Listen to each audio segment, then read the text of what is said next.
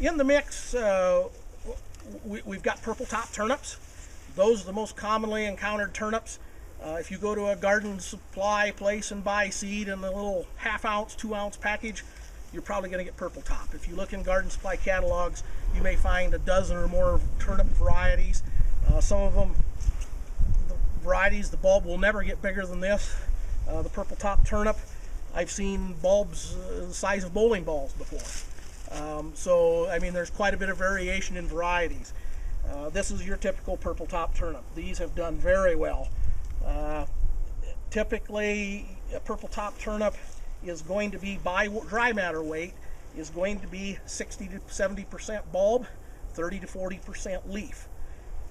These turnips here, leaf growth they will accumulate some more leaf growth, but the bulb development is going to be much more rapid than the leaf growth from this point on. So they'll just continue to put on bulb and a little bit of leaf. The larger the bulbs get, the farther they heave up out of the ground.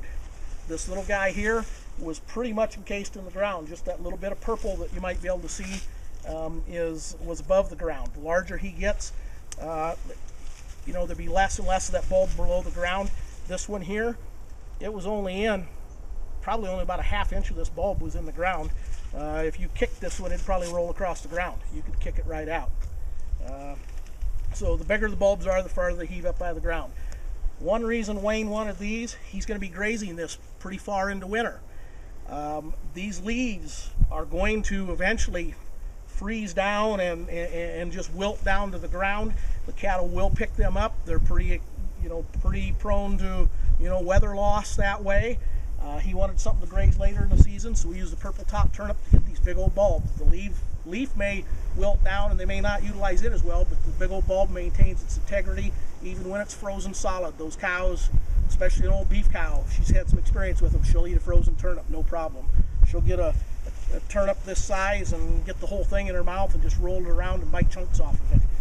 This size turnip and bigger, she'll just grab hold of it and bite a chunk out of it, and if they can't get them out of the ground, they'll graze them down flush to the soil surface. And on bigger turnips, they'll even chisel them out and dish them out. There'll be little divots in the ground where just leaving the skin of the bulb.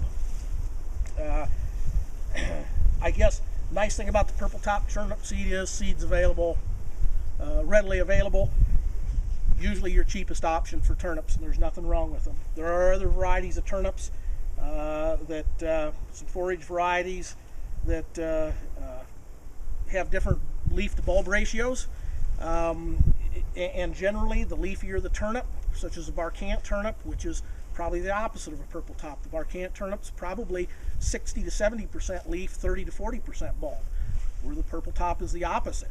And it has a lot more potential for leaf growth. It can take multiple grazings. You could graze the leaf growth off, say when a turnip is at this stage, and if you leave some leaf material there, it will grow back. The purple tops don't grow back quite as well. I guess the turnips are a good old standby. You can't go wrong with them.